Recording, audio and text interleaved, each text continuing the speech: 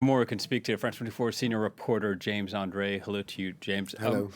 Talk to us a little bit about what's being investigated. Well, what will be investigated in the days to come are obviously who are these people in these graves? What are the causes of death? Because, of course, that makes a very big difference when it comes to the actual nature of the crimes committed.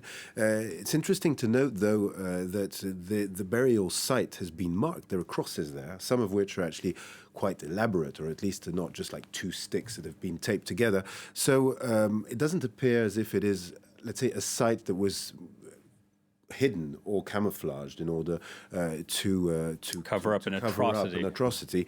No, what we have here is indeed a large group of graves with indeed 400, over 400 bodies. And of course, the investigation will be, are these people who've been killed in the bombardments, are these soldiers, Ukrainian soldiers, Russian soldiers?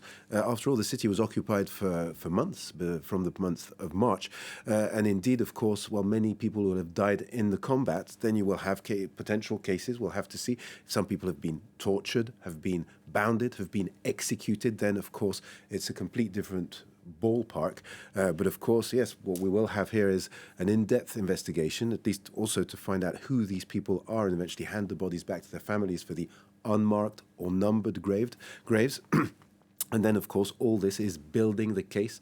Ursula von der Leyen was in Ukraine just yesterday, saying that she wanted, indeed, Vladimir Putin to face, trial for responsibility in what's been committed in Ukraine. Well, of course, all these will be in that file. The question is, of course, as you know, there are, war crimes, which are, for example, targeting civilians, but more as, I'd say, potential collateral damage. Then you have crimes against humanity, which be an organized campaign in order to torture or hurt civilians. And then, of course, you would have genocide, in which case something which is very clearly defined when it comes to international law. The question is, where do we stand here? And James, what has the reaction been from around the world in regards to what we're seeing here in Izium?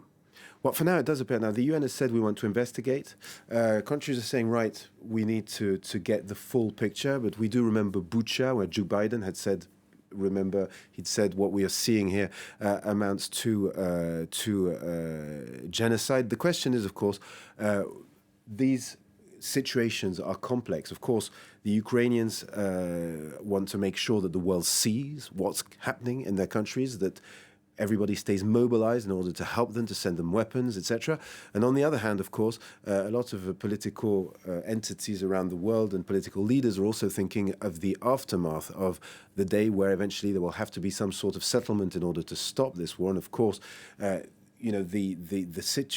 conditions in which these people have died, and that, on a global scale, not only in the Izium site, but also in Bucha and all the places that will be discovered in months to come, of course, will have a very important impact as to what you can negotiate or not. Basically, you do not negotiate with a genocidal regime, for example.